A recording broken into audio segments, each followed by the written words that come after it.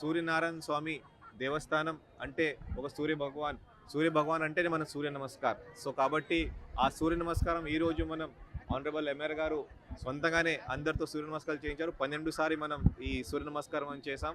చాలా మంచిగా, అంటే బికాస్ నేను లాస్ట్ ఇయరే మన ఆనరబుల్ ప్రైమ్ మినిస్టర్ అలాగే ఆనరబుల్ చీఫ్ మినిస్టర్ చెరువుతో యోగా ఆంధ్ర ప్రోగ్రామ్ చాలా చక్కగా చేసాం. అదే స్ఫూర్తితో అదే యోగా మనం ఈరోజు కూడా మనం పబ్లిక్కి మనం చేసి చూపించాం, పబ్లిక్ ద్వారా మనం చేయించాం. దీని తర్వాత ఈరోజు మధ్యాహ్నం 2 గంటల నుంచి Ambedkar junction, arts college Ambedkar junction నుంచి ఒక శోభాయాత్ర మొదలవుతుంది. దాదాపు ఒక 31 వేరే రకాలుగా మన ఆర్టిస్ట్ దీంట్లో వస్తారు. ఒక 9 పైన శకటాలు కూడా వస్తాయి.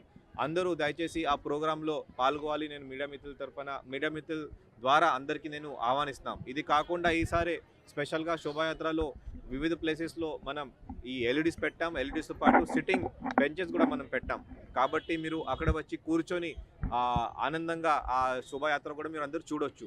శోభాయాత్ర కంప్లీట్ అయిన వెంటనే మన కోడి రమణమూర్తి స్టేడియంలో అక్కడ ఒక డ్రోన్ షో, ఇది కాకుండా లేజర్ షో, ఇది కాకుండా మన స్పెషల్ కల్చరల్ ప్రోగ్రామ్స్ కూడా ఈరోజు మొదలవుతున్నాయి. ఇది కాకుండా మనకి ఎన్టీఆర్ మున్సిపల్ గ్రౌండ్లో 2 రోజుకి ఒక sports competition, state sports competition, district and local sports competition కూడా అక్కడ మనం చేస్తాం. సో కాబట్టి ప్రతి ఒక్కరూ దయచేసి ఈ సిక్కోలు రథసప్తమి ఉత్సవాలు మీరు భాగస్వామి అవ్వాలి.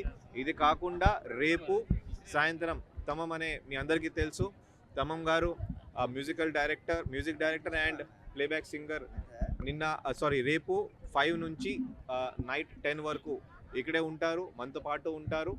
దీని తర్వాత ఒక 12:12 నుంచి పబ్లిక్ కోసం ఈ అరసవల్లి రథసప్తమి దర్శనాలు మొదలవుతాయి. అదే 25 అంటే ఎల్లుండి 25 సాయంత్రం వరకు లేకపోతే లేట్ నైట్ వరకు అదే కొనసాగుతున్నాయి. ఈసారి దాదాపు ఒక 2 లక్షల పైన భక్తులు రావడానికి అవకాశం ఉంది. దీనికోసం ఒక 6 క్యూ లైన్స్ గర్భగుడి దగ్గర మనం ఏర్పాటు చేసాం. మనకి టికెట్ ఆన్లైన్ కూడా మనం సేల్ చేస్తున్నాము.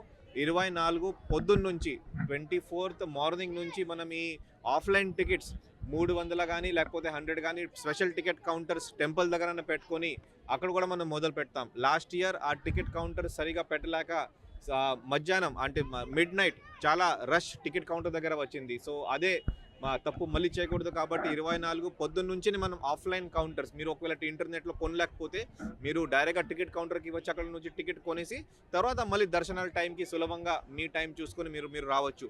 చరిత్ర సృష్టించినోడు ఇప్పుడు ఆ చరిత్రని తిరగరాయబోతున్నాడు.